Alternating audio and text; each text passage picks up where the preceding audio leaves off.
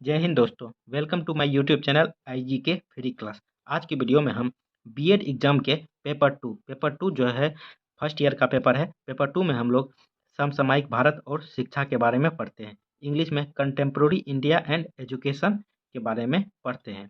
हम बताए हुए थे कि पेपर टू का लगभग आपको 40 क्वेश्चन बताएंगे। यदि आप ये 40 क्वेश्चन देख लेते हैं तो आपका पेपर टू का लगभग तैयारी आपका हो जाएगा, क्योंकि आप लोग का एग्जाम नज़दीक आते जा रहा है। जितना से ज़्यादा क्वेश्चनों का रिवीजन रहेगा उतना अच्छा रहेगा आपके एग्जाम के लिए। तो आप ज़रूर ये 40 क्वेश्चन ज़रूर देखें ताकि आपका पेपर टू का फुल तैयारी हो जाए। तो आज इससे पहले जो है क्वेश्चन नंबर 34 तक बता चुके हैं। यदि आप वो नहीं देखे हैं तो डिस्क्रिप्शन में प्ले लिस्ट का लिंक दिया हुआ है, वहाँ से देख के अपना तैयारी और अच्छा कर सकते हैं। आइए आज की वीडियो में क्वेश्चन नंबर 35 बताएंगे, जो कि रहेगा आपका राष्ट्रीय शिक्षा नीति 1992 पर प्रकाश डाले। क्वेश्चन नंबर 34 से ही रिलेटेड है क्वेश्चन नंबर 35, क्योंकि राष्ट्रीय शिक्षा नीति 1986 जो आई हुई थी, इसी का कार्य योजना थी राष्ट्रीय शिक्षा नीति 1992। तो आप क्वेश्चन नंबर 34 भी जरूर जाके देखें यह वीडियो देखने के बाद, क्योंकि ये दोनों क्वेश्चन आपस में एक दूसरे से रिलेटेड है। तो आइए क्वेश्चन नंबर 35 देखते हैं। देखिए क्वेश्चन नंबर 35 जो है काफ़ी इंपॉर्टेंट क्वेश्चन है पेपर टू के लिए। आप इसे ज़रूर देखें। पूरा वीडियो यदि आप देख लेते हैं तो आपके एग्जाम में ये क्वेश्चन आएगा, तो आप इसे ज़रूर बनाने का प्रयास करेंगे। बशर्ते आप पूरा वीडियो देखने का ज़रूर प्रयास करें। तो आइए देखते हैं। देखिए वीडियो स्टार्ट करने से पहले आप लोग से छोटा सा रिक्वेस्ट है कि जो भी न्यू स्टूडेंट इस चैनल के साथ पहली बार जुड़े हैं, चैनल को ज़रूर सब्सक्राइब कर दें, वीडियो को लाइक कर दें। पूरा वीडियो देखने के बाद कमेंट ज़रूर करें कि कैसा लगा आपको यह वीडियो। तो आइए देखते हैं क्वेश्चन नंबर 35। देखिए क्वेश्चन नंबर 35 है, राष्ट्रीय शिक्षा नीति 1992 पर प्रकाश डालें। देखिए राष्ट्रीय शिक्षा नीति 1986 में यह घोषणा की गई थी कि प्रत्येक 5 वर्ष बाद इस नीति के क्रियान्वयन और उसके परिणामों की समीक्षा की जाएगी। देखिए 1986 राष्ट्रीय शिक्षा नीति 1986 जो आई हुई थी, इसमें घोषणा की गई थी कि इसके प्रत्येक 5 वर्ष बाद जो है इसमें क्या कार्य हो रहा है और इसके क्या परिणाम आ रहे हैं सामने, उसका समीक्षा करने की बात कही गई थी। देखिए इसी मध्य केंद्र में राष्ट्रीय मोर्चे की सरकार बन गई। इस सरकार ने 3 वर्ष बाद 1990 में ही इसकी समीक्षा हेतु राममूर्ति समीक्षा समिति 1990 का गठन कर दिया। देखिए यह शिक्षा नीति 1986 की जो शिक्षा नीति आई थी, राजीव गांधी की सरकार में आई थी, यानी कांग्रेस की सरकार में आई थी। तो 1990 में जो है नई नई कांग्रेस जो है कांग्रेस सरकार से चली गई, नई सरकार आई। तो इसने क्या किया कि 3 वर्ष बाद ही 1990 में ही एक नई शिक्षा नीति का गठन कर दिया गया, ताकि इसका मूल्यांकन कर सके, जिसका नाम था राममूर्ति समीक्षा समिति। 1990 का गठन कर दिया। इस इस समिति के प्रतिवेदन पर विचार प्रारंभ होने से पूर्व ही केंद्र में पुनः कांग्रेस सत्ता में आ गई और इस सरकार ने 1992 में इस नीति के क्रियान्वयन एवं परिणामों की समीक्षा हेतु जनार्दन रेड्डी समिति 1992 का गठन कर दिया। देखिए ये जनार्दन रेड्डी समिति 1992 जो है, यही है राष्ट्रीय शिक्षा नीति 1992। इसको अन्य नाम से जनार्दन रेड्डी समिति भी कह सकते हैं। यदि राष्ट्रीय शिक्षा नीति 1992 नहीं क्वेश्चन में पूछा गया, यदि यही पूछा गया जनार्दन रेड्डी समिति का मूल्यांकन या प्रकाश करें, तो आप जो बता रहे हैं यही लिख सकते हैं। देखिए का गठन कर दिया। दोनों समितियों की रिपोर्टों के आधार पर सरकार ने 1992 में ही राष्ट्रीय शिक्षा नीति 1986 में कुछ संशोधन कर दिए और इसे संशोधित राष्ट्रीय शिक्षा नीति 1986 के नाम से प्रकाशित किया। आइए आगे देखते हैं आगे थोड़ा सा ऊपर कर लेते हैं। देखिए कुछ विद्वान इसे राष्ट्रीय शिक्षा नीति 1992 भी कहते हैं। सरकार ने 1992 में ही इसकी कार्य योजना में कुछ परिवर्तन कर दिए। यह परिवर्तन कार्य योजना 1992 यानी प्लान ऑफ एक्शन 1992 कहलाती है। देखिए संशोधित राष्ट्रीय शिक्षा नीति 1986 जो 1992 का दस्तावेज था, जो भारत सरकार ने 1992 में राष्ट्रीय शिक्षा नीति 1986 में निम्नलिखित संशोधन किए थे। देखिए 1986 की जो शिक्षा नीति आई थी उसमें 24 अध्याय था, यानी 24 पार्ट था। तो 24 पार्ट में जो है कुछ पार्ट में संशोधित करके 1992 में प्लान ऑफ एक्शन के द्वारा दस्तावेज तैयार किया गया। इसमें क्या क्या संशोधित किए गए 1986 की शिक्षा नीति में, आइए उसको देख के करके देखने का प्रयास करते हैं। देखिए शिक्षा नीति 1986 में निम्नलिखित संशोधन किए गए। देखिए भाग 1 यानी पार्ट 1 में जो है इसकी भूमिका के बारे में दिया गया था। इसमें अपरिवर्तित था, इसमें कोई भी परिवर्तन नहीं किया गया। भाग 2 में जो है शिक्षा का सार और उसकी भूमिका के बारे में कहा गया था। इसमें भी कोई परिवर्तन नहीं किया गया। आइए आगे देखते हैं। देखिए, भाग 3 में राष्ट्रीय शिक्षा प्रणाली के बारे में कहा गया था, इसमें केवल एक संशोधन किया गया। क्या किया गया? देखिए, पूरे देश में +2 को स्कूली शिक्षा का अंग बनाया जाएगा। इसमें कहा गया है कि भाग 3 में जो है एक संशोधन किया गया, जिसमें कहा गया है +2 मतलब इंटर को जो है स्कूली शिक्षा का ही अंग बनाया जाए। भाग 4 में जो है कहा गया था समानता के लिए शिक्षा। इसमें जो है 4 संशोधन किए गए। क्या-क्या किए गए उसको एक-एक करके देखते हैं। देखिए, दिया है समग्र साक्षरता अभियान पर और अधिक बल दिया जाएगा। दूसरा है राष्ट्रीय साक्षरता मिशन यानी एनएलएम को निर्धनता निवारण, राष्ट्रीय एकता, पर्यावरण संरक्षण, छोटा परिवार, नारी समानता को प्रोत्साहन, प्राथमिक शिक्षा के सार्वभौमिकरण और प्राथमिक स्वास्थ्य परिचर्या से जोड़ा जाएगा। तीसरा है रोजगार या स्वरोजगार केंद्रित एवं आवश्यकता एवं रुचि पर आधारित व्यावसायिक एवं कौशल प्रशिक्षण कार्यक्रमों पर बल दिया जाएगा। चौथा है नव साक्षरों के लिए साक्षरता उपरांत सतत शिक्षा के व्यापक कार्यक्रम उपलब्ध कराए जाएंगे। ये भाग 4 में 4 संशोधन किए गए थे, उसको हम बताएं। भाग 5 में भी जो है कुछ संशोधन किए गए हैं, उसको देखिए।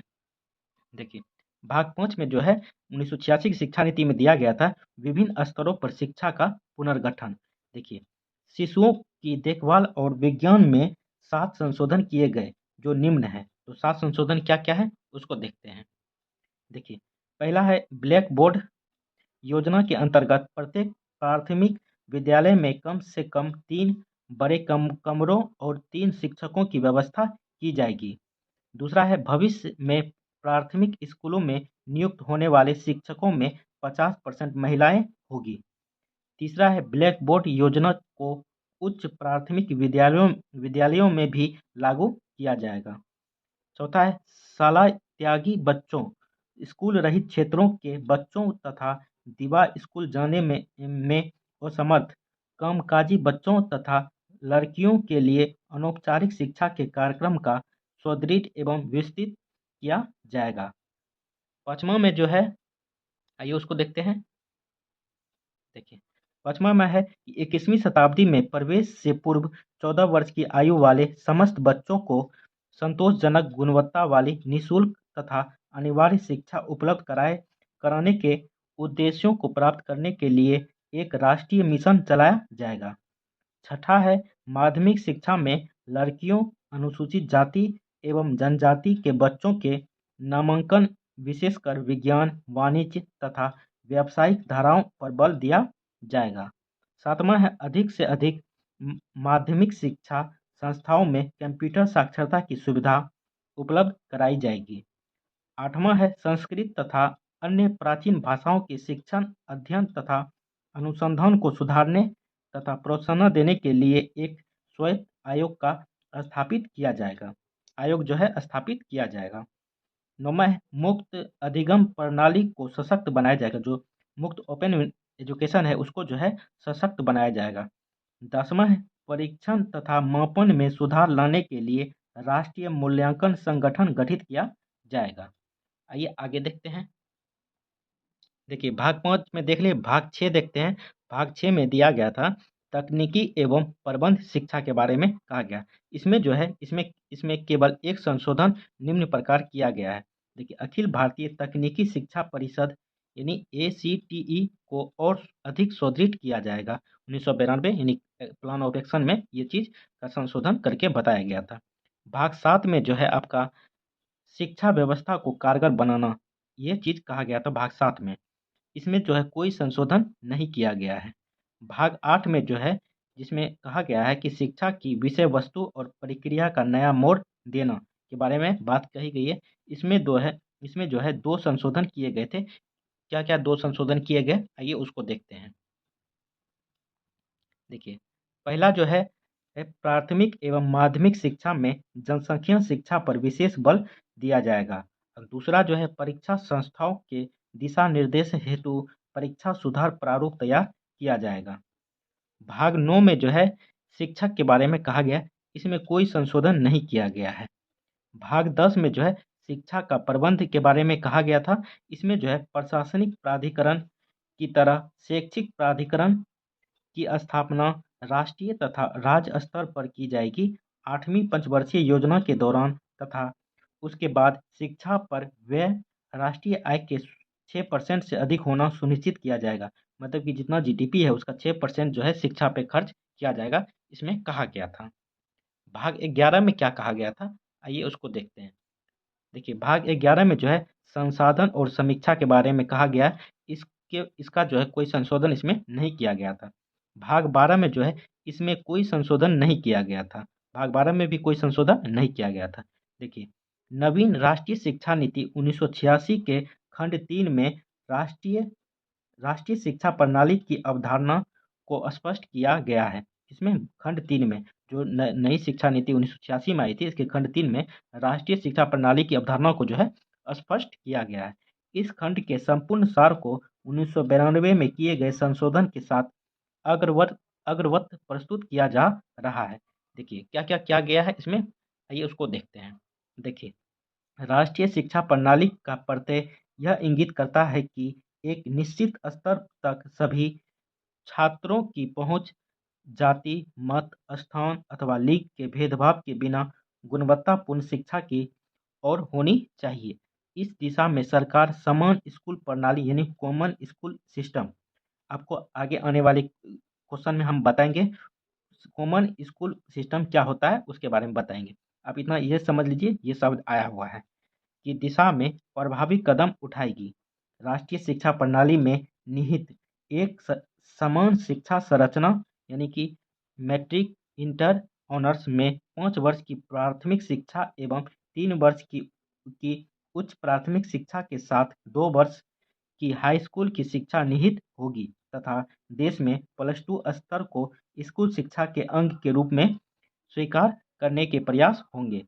शिक्षा के प्रत्येक स्तर पर न्यूनतम अधिगम स्तर का निर्धारण किया जाएगा तथा देश के विभिन्न भागों में रहने वाले नागरिकों की विविध सांस्कृतिक तथा सामाजिक प्रणालियों के समक्ष छात्रों में विकसित करने के कदम भी उठाए जाएंगे। संपर्क भाषा को जो है प्रोत्साहन, आइए आगे देखते हैं। देखिए प्रोत्साहन देने के साथ साथ एक भाषा से दूसरी भाषा में पुस्तकों के अनुवाद को बढ़ाने तथा बहुभाषी शब्दकोश एवं शब्द सूची प्रकाशित करने के प्रयास किए जाएंगे। इस प्रकार नवीन राष्ट्रीय शिक्षा नीति में वर्णित राष्ट्रीय शिक्षा प्रणाली से संबंधित उपयुक्त प्रावधानों के अवलोकन से स्पष्ट है कि इस शिक्षा नीति में निम्न संकल्पना निहित है। तो आइए देखते हैं कि जो 1992 की शिक्षा नीति आई थी इसमें क्या-क्या संकल्पना दिया गया था उसको जानने का प्रयास करते हैं एक-एक करके। देखिए पहला है सभी को शिक्षा के समान अवसर तथा समान गुणवत्ता की शिक्षा प्रदान करना। दूसरा है एक ऐसी शिक्षा जो देश के भावी नागरिकों में राष्ट्रीय मूल्यों को जागृत करके राष्ट्रीय एकीकरण को सुदृढ़ बना सके। तीसरा है शिक्षा जो राष्ट्रीय लक्ष्यों की प्राप्ति में उनके अधिकतम संभव योगदान को सुनिश्चित कर सके। चौथा है शिक्षा जिसमें राष्ट्रीय बहुमुखी विकास की ओर तीव्र गति से आगे बढ़ सके। देखिए कार्य योजना 1992 का दस्तावेज के बारे में जानते हैं कि इस दस्तावेज में जो है किन किन बातों का ध्यान में दिया गया था। देखिए भारत सरकार ने 1992 में राष्ट्रीय शिक्षा नीति 1986 में संशोधन करने के साथ साथ उसकी कार्य योजना में भी कुछ संशोधन किए और उससे कार्य योजना 1992 के नाम से प्रकाशित किया गया। कार्य योजना 1986 पूरे 24 भागों में विभाजित थी। कार्य योजना 1992 को 23 भागों में विभाजित किया गया जिसके शीर्षक निम्न है। तो आइए देखते हैं 23 क्या-क्या है भाग 1992 में जो किया गया था 23 भाग उसको जानने का प्रयास करते हैं। देखिए पहला है नारी समानता के लिए शिक्षा। दूसरा है अनुसूचित जाति, अनुसूचित जनजाति तथा पिछड़े वर्गों की शिक्षा। तीसरा है अल्पसंख्यकों की शिक्षा। चौथा है विकलांगों की शिक्षा। पाँचवा है प्रौढ़ एवं सतत शिक्षा। छठा है पूर्व बाल्यकाल परिचार एवं शिक्षा। 7वां है प्रारंभिक शिक्षा, 8वां है माध्यमिक शिक्षा, 9वां है नवोदय विद्यालय, 10वां है व्यावसायिक शिक्षा, 11वां है उच्च शिक्षा, 12 है मुक्त शिक्षा यानी ओपन एजुकेशन। आइए 13-14 देखते हैं। देखिए 13 है उपाधि की रोजगार से विलग्नता, 14 है ग्रामीण विश्वविद्यालय एवं संस्थान, 15 है तकनीकी एवं प्रबंध शिक्षा, 16 है अनुसंधान एवं विकास यानी रिसर्च एंड डेवलपमेंट, 17 है सांस्कृतिक परिप्रेक्ष्य, 18 है भाषाओं का विकास, 19 है जनसंचार एवं शैक्षिक तकनीकी, 20 है खेल शारीरिक शिक्षा एवं युवा। आइए आगे देखते हैं। 21 है मूल्यांकन प्रक्रिया एवं परीक्षा सुधार, 22 है शिक्षक एवं उनका प्रशिक्षण, 23 है शिक्षा का प्रबंध। तो 23 बताती है 23 भाग क्या क्या था 1992 का। देखिए इसका समीक्षा किस तरह से कर सकते हैं 1992 के शिक्षा नीति को। आइए उसको जानने का प्रयास करते हैं।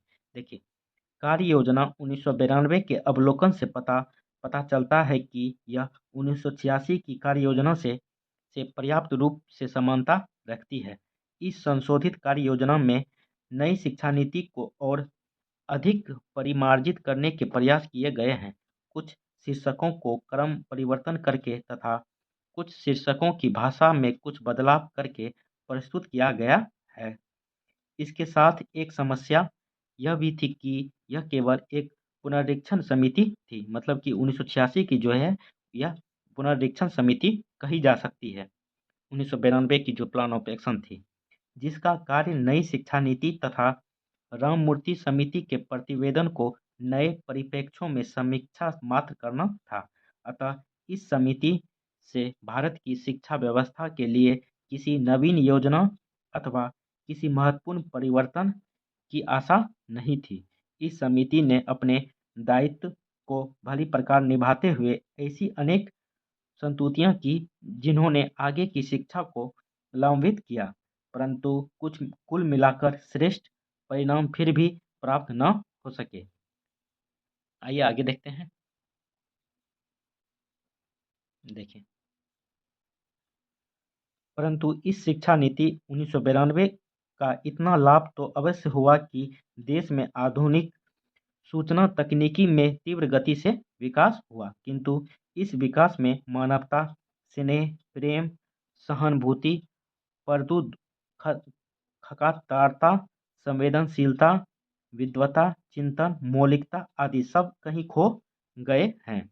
सच तो यह है कि इस शिक्षा नीति के लागू होने के बाद भारत की लगभग 100% जनता शिक्षा के मूल उद्देश्यों को भूलकर केवल धन कमाने की आंधी प्रतियोगिता में आंखें बंद कर भागती जा रही है। आज की शिक्षा केवल अधिक से अधिक धन अर्जित कर लेने का साधन बनकर रह गई है। इसके साथ ही अंग्रेजी इस कदर हावी हो गई है कि अब राष्ट्रभाषा को अपने अस्तित्व की रक्षा हेतु जूझना पड़ रहा है, जो शैक्षिक विकास की दृष्टि से घातक है। अतः जितना जल्दी हो सके इस स्थिति में क्रांतिकारी परिवर्तन लाया जाना बहुत आवश्यक है। तो देख लिए 1992 की जो शिक्षा नीति है उनके हर पहलू पे चर्चा किए। तो देखिए आने वाली वीडियो में हम क्वेश्चन नंबर 36 पर चर्चा करेंगे, जो कि रहेगा कि भारतीय अर्थव्यवस्था में वैश्वीकरण एवं उदारीकरण पर प्रकाश डालें। काफ़ी इंपॉर्टेंट क्वेश्चन है, आने वाली वीडियो में इसका सॉल्यूशन करवाएंगे। तो आप इसके लिए चैनल को जरूर सब्सक्राइब कर दें, वीडियो को लाइक कर दें। इससे पहले जो है क्वेश्चन नंबर 34 तक बता चुके हैं। यदि आप वो नहीं देखे हैं तो डिस्क्रिप्शन में प्लेलिस्ट का लिंक दिया हुआ है, वहाँ से देख के अपना अधिक से अधिक क्वेश्चनों का रिवीजन कर सकते हैं, ताकि आपके एग्जाम में इन्हीं सब में से आपको क्वेश्चन देखने मिल जाएगा। तो ज़रूर आप पूरा पूरा वीडियो जो दिया गया है प्लेलिस्ट में उसको देखने का प्रयास करें। चलिए कैसा लगा वीडियो कमेंट करके ज़रूर बताएं, चैनल को भी ज़रूर सब्सक्राइब कर दें। चलिए थैंक यू, जय हिंद।